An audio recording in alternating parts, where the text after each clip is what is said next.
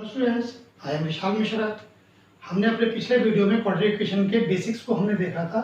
आज हम quadratic equation के सेकंड पार्ट को देखेंगे, जिसमें हम ये देखेंगे कि जब कभी भी कोई आपको क्वाड्रेटिक इक्वेशन दिया रहता है तो उस क्वाड्रेटिक इक्वेशन के, मैंने आपको जैसे पहले भी बताया हुआ है कि किसी भी इक्वेशन की जितनी डिग्री होती है उसके उतने रूट्स आते हैं।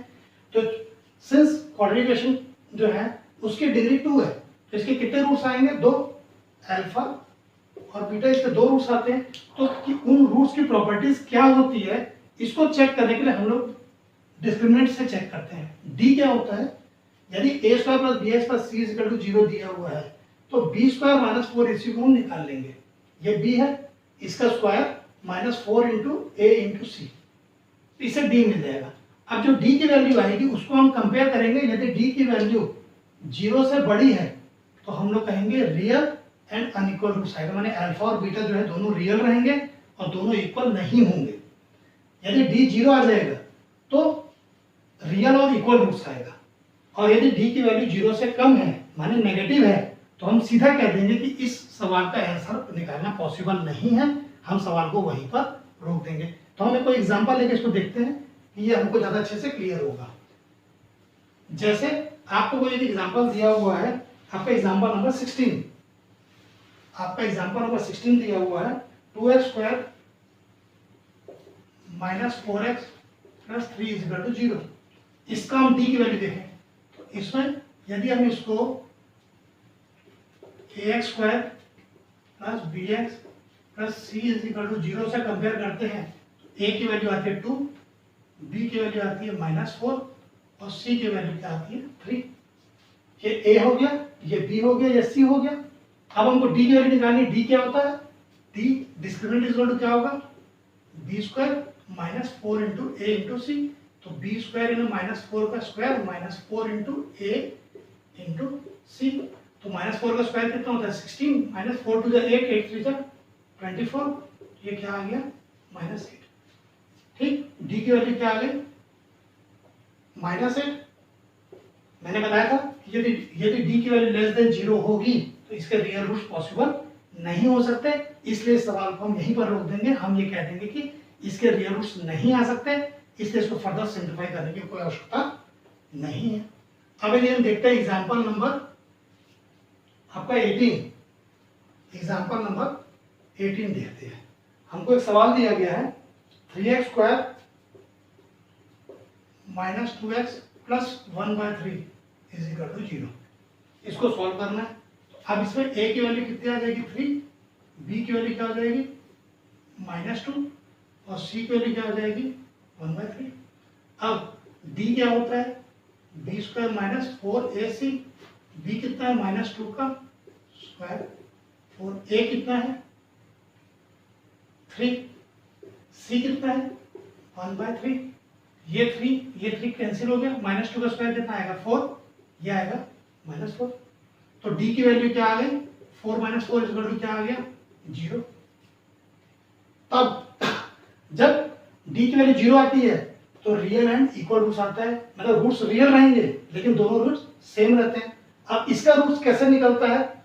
इनका रूट निकालने का एक फार्मूला होता है कि अल्फा और बीटा जो होता है इसकी वैल्यू होती है -b plus minus root over of d by 2 into a। माने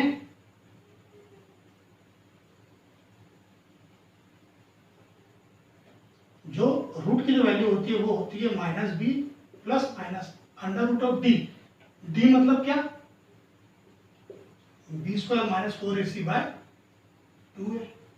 ये हमारा अल्फा बीटा दोनों होता है, मतलब अल्फा बीटा। यदि हम 2 रूट्स देखते हैं, अल्फा माने प्लस, बीटा यानी माइनस, ऐसा हो जाएगा। अब इस क्वेश्चन में हमने भी क्या देखा था कि d की वैल्यू 0 आ गई थी, माने ये वाला पार्ट आपका क्या हो गया? 0।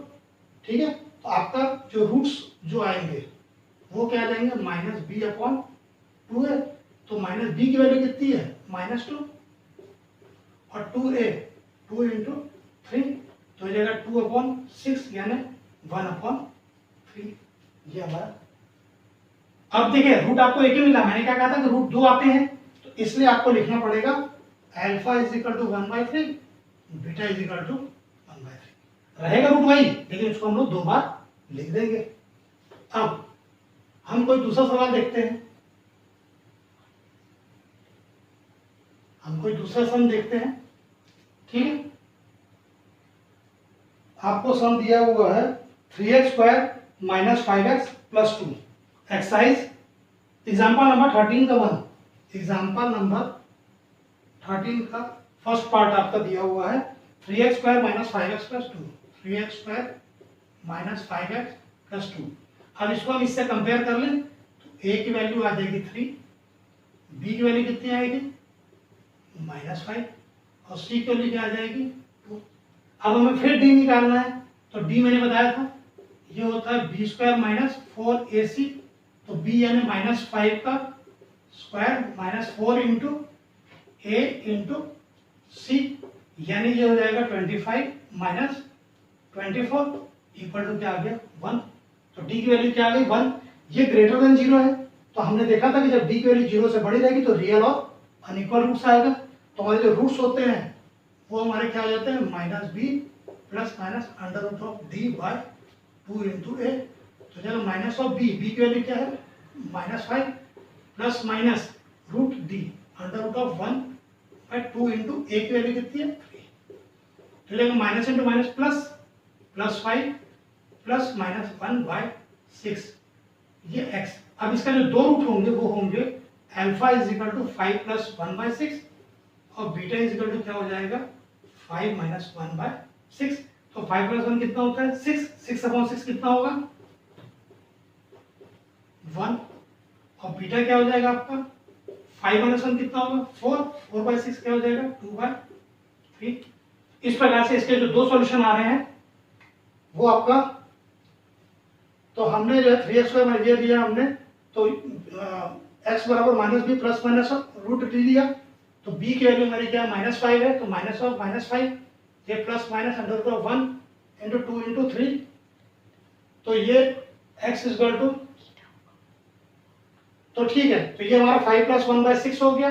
ये अल्फा की वैल्यू ये आ गई और ये बीटा की वैल्यू हमारी ये आ गई। इसको जो हमने ये मान लिया गलती से हमने अल्फा लिख दिया, ये हमारा हो जाएगा बीटा। तो बीटा की वैल्यू 2/3 आ गई, तो हमारा जो दो रूट्स आएंगे 1 और बीटा की वैल्यू 2/3 आएगी। क्लियर। अब हम एक आध वर्ड प्रॉब्लम्स देखते हैं।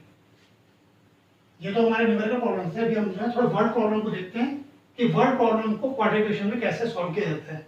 जैसे आपको बोला गया कि क्वेश्चन नंबर 4 एक्सरसाइज 4.3 का, क्वेश्चन नंबर 4 एक्सरसाइज 4.3 का, इसमें बोल रहा है कि रहमान की जो एज आज से 3 साल पहले थी और आज से 5 साल बाद जो उसकी एज रहेगी, उन दोनों का रेसिप्रोकल का यदि हम सम करते हैं तो उसकी वैल्यू जो आ रही है 1/3 आ रही है। तो उसकी प्रेजेंट एज निकालो। क्वेश्चन आप फिर से सुनिएगा।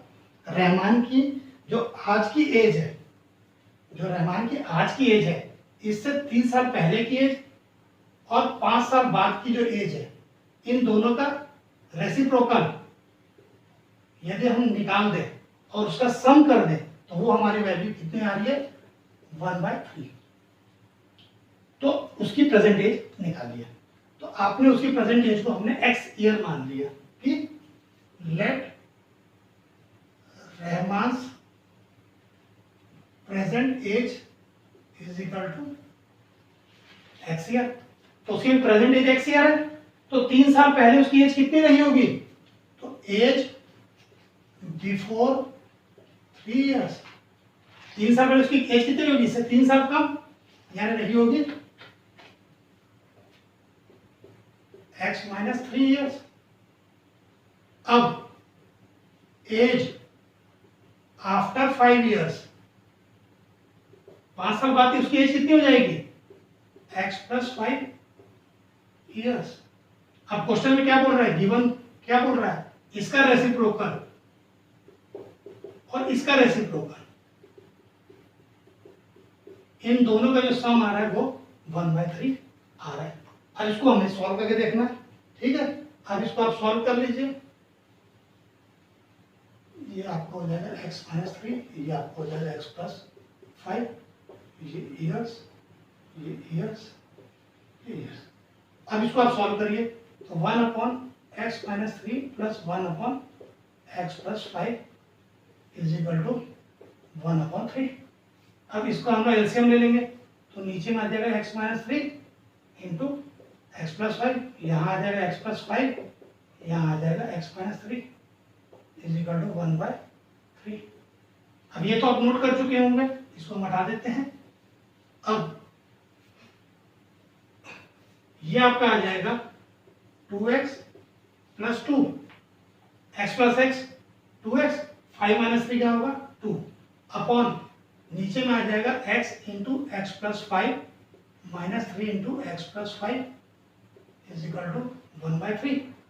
अब इसको 3 को यहाँ ले जाए, 3 into 2x plus 2 is equal to 1 into x square plus ये x into x x square, x into 5 5x minus 3x minus 15।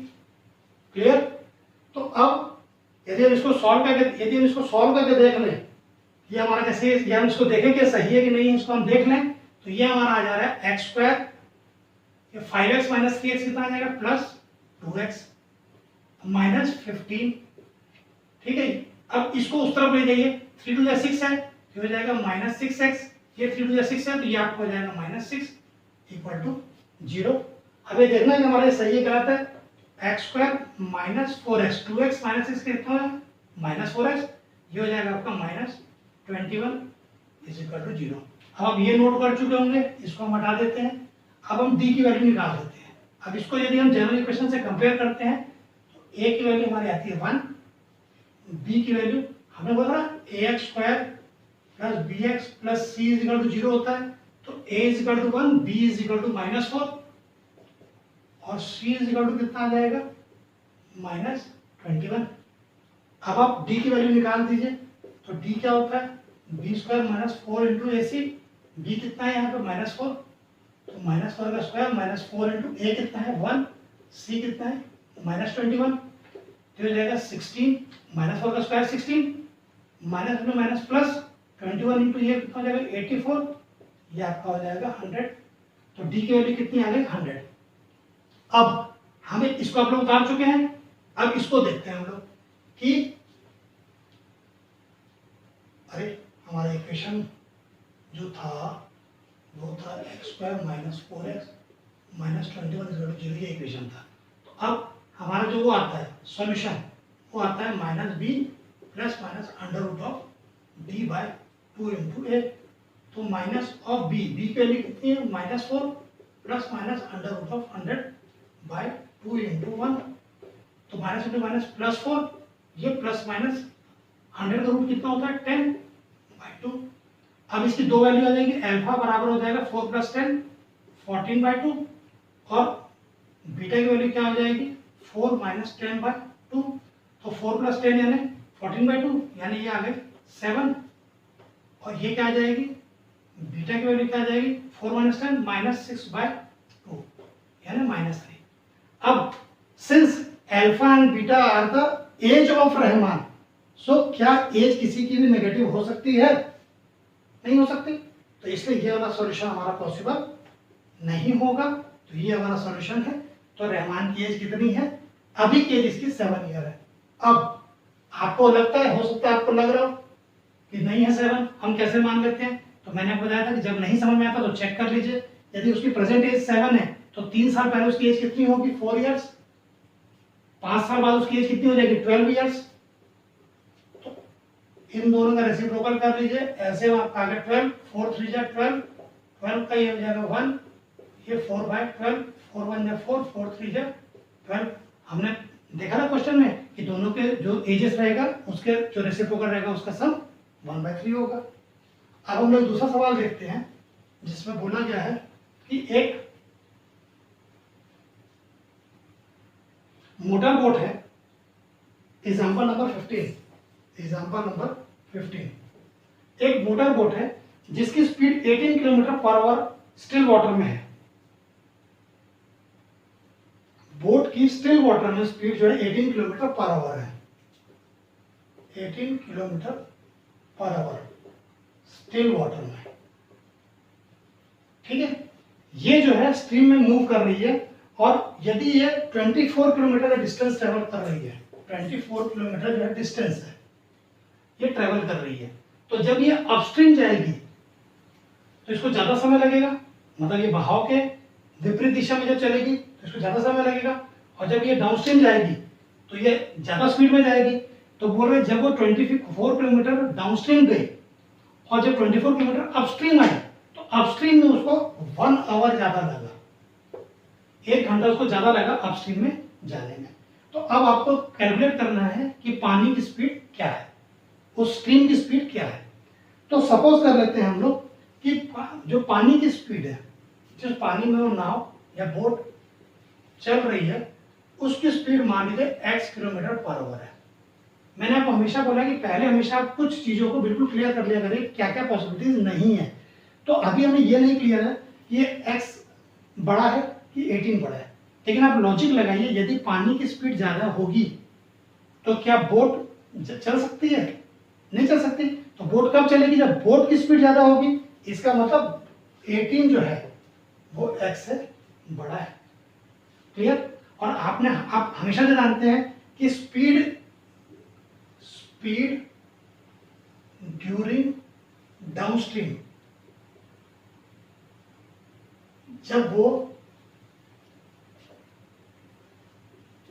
Downstream speed, जब वो बहाव की तरफ जा रहा है, नीचे की तरफ बह रहा है, तो स्पीड बढ़ जाएगी, 18 प्लस x हो जाएगी। अपस्ट्रीम स्पीड ये क्या हो जाएगा? 18 माइनस x हो जाएगी। अब हम जानते हैं स्पीड बराबर डिस्टेंस अपॉन टाइम। ठीक, तो अब डिस्टेंस तो 24 किलोमीटर ट्रेवल कर रहा है, तो 24 अपॉन, जैसे speed is equal to distance upon time, तो time is equal to distance upon speed. Distance कितना है? 24। अभी हम बात कर रहे हैं अपस्ट्रीम की, तो अपस्ट्रीम में हमारी स्पीड कितनी थी? 18 माइनस एक्स थी। ठीक, डाउनस्ट्रीम की जब हम बात कर रहे हैं तो 24 अपॉन 18 प्लस एक्स। अब टाइम कब ज्यादा लगेगा? अपस्ट्रीम में, माने इसका मतलब अपस्ट्रीम जो है इससे बड़ा है, टी यू जो है वो टी डी से बड़ा है। अपस्ट्रीम जो टाइम है वो डाउनस्ट्रीम से ज्यादा टाइम लगता है। इस क्वेश्चन में कितना ज्यादा है? 1 आवर। तो यदि आप इसको लिख लिए, हम इसको हटा देते हैं, तो यहां पर हम क्या देखेंगे कि ये जो है वो इससे 1 आवर ज्यादा है, माने 24 by 18 minus x minus 24 upon 18 plus x is equal to 1। अब आप इसको सॉल्व कर लीजिए, तो जो क्रॉस मल्टीप्लाई करेंगे तो 18 का स्क्वायर माइनस एक्स का square, 24 into 18 plus x minus 24 into 18 minus x is equal to 1। अब इसमें से 24 आप कॉमन ले लीजिए, वहाँ आ जाएगा 18 plus x minus 18 plus x by 18 का स्क्वायर, तो 18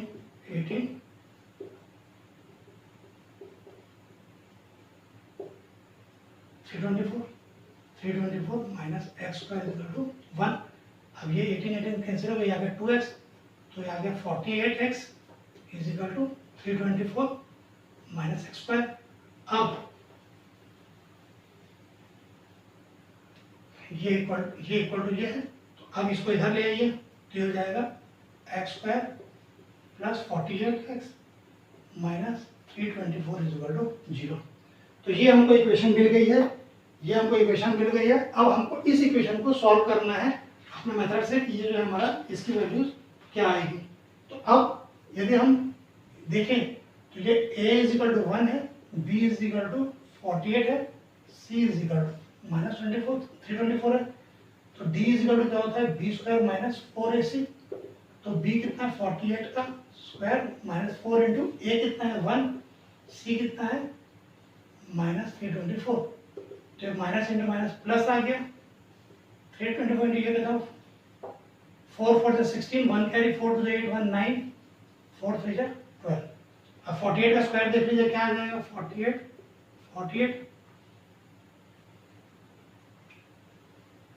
8 4 32, 38 4 8 32, 3 4 4 16 3 19 4 10 ये 2304 आ जाएगा। तो ये वैल्यू कितनी आ गई 2304।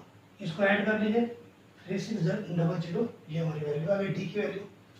अब इसको हम फिर यहाँ रख देते हैं। तो हम जानते हैं कि x की वैल्यू क्या होती है -b plus minus under root of b by 2 into a। तो b की वैल्यू कितनी है 48, तो -48 plus minus under root of 3600 by 2 into 1। तो ये हो जाएगा आपका -48, 3600 है, 3600 का हम लोग स्क्वायर रूट करते हैं तो कितना आता है हमारा 60 बाई 2। अब ये दो वैल्यूज आ जाएगी, अल्फा बराबर -48 प्लस 60 बाई 2 और बीटा बराबर क्या आ जाएगा -48 माइनस 60 अपॉन 2। तो ये आपका आ जाएगा 12 अपॉन 2। तो 2 6 12।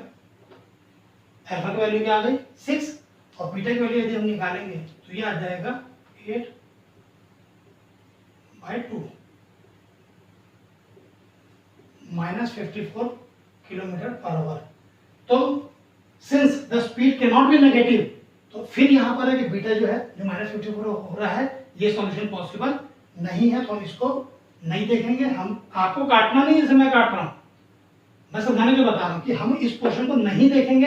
हमारा सॉल्यूशन क्या हो जाएगा 6। तो हमारी जो स्टिल वाटर की जो हमारा स्ट्रीम का जो पानी है उसकी स्पीड कितनी है 6 किलोमीटर पर आवर है। इस प्रकार से जो है हम क्वाड्रेटिक इक्वेशन के भी पोर्शन को अपना पूरा हमने कवर कर लिया है। अब इसके बेसिक्स के पिछले वीडियो को भी अपना देख लीजिएगा और इस वीडियो को अपने ज़्यादा से ज़्यादा दोस्तों को आप लोग शेयर करिएगा। और आप लोग को यदि ये वीडियो पसंद आया है तो आप लोग इसको जो है सब्सक्राइब करना बिल्कुल मत भूलिएगा। धन्यवाद।